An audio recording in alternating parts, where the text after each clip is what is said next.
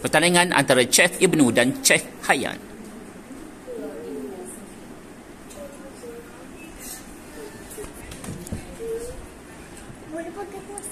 Permainan akan diberikan selama 3 minit.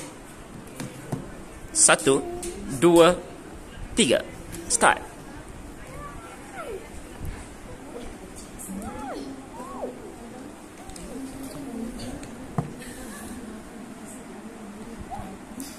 Siapakah berjaya?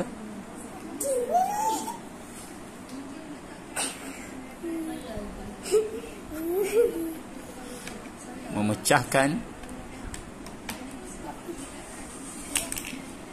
dalgona yang pertama akan memenangi dalam tempoh 3 minit.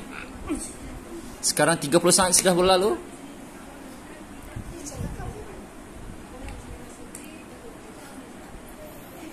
Masing-masing ada taktik masing-masing.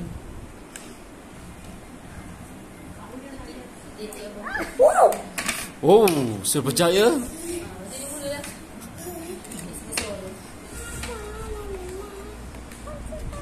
Satu minit sudah berlalu, tinggal lagi 2 minit antara Chef Ibnu dan Chef Hayan.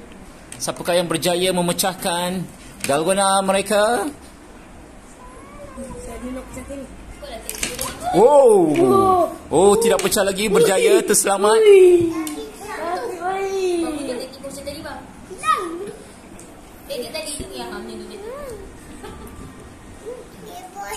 Okey. Tinggal seminit 30 saat lagi.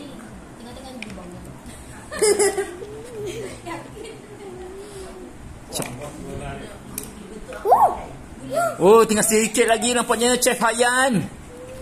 Chef Hayan menentang Chef Ibnu. Wow!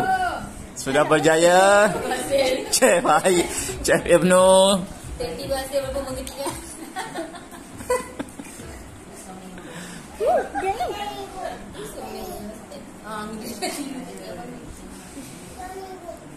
Nampaknya batang lidi yang diberikan tidak digunakan oleh chef-chef.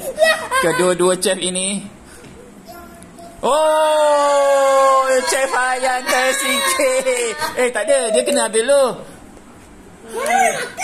Boleh, dia tak kisah macam mana sekalipun. Chef Hayan tersingkir. Tinggal 2 minit 23 saat sudah berlalu. Tak apa, janji siap. Nampaknya Chef Ibnu tengah mengejar masa, tinggal 30 saat. Chef Ibnu. Tunjuk bang. Ha? Patah, tengok. Patah je. Oh, dua-dua tersingkir. Tamat permainan dalgona dengan kekalahan kedua-dua chef yang pandai masak tapi tak pandai nak makan.